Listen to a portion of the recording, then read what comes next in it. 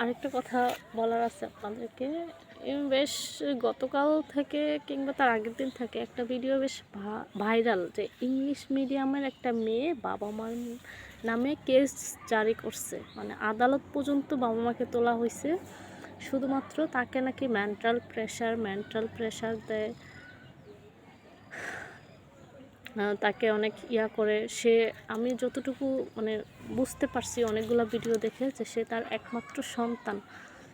এখন সে কোনো ঘটনা বলতে পারে নাই, বা তার উকিলও কোনো ঘটনা এরকম কোনো কিছু বলতে পারে নাই যে তাকে আসলে কিভাবে মেন্টাল টর্চার করতেছে, কিভাবে তাকে হ্যারাস করতেছে। তার স্বাধীনতা চায় আসলে। এইটুকু একটা মেয়ে, আমার সম্ভবত ও ক্লাস 9-10-এ পড়ে অথবা 11-12।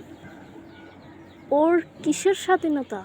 ও পড়াশোনা করবে, খাবে দাবে, বন্ধুবান্ধবের সাথে চলবে, এইটুকুই তো। ও আর কি চায়? এটুকু দেয় না একটা বাবা মা?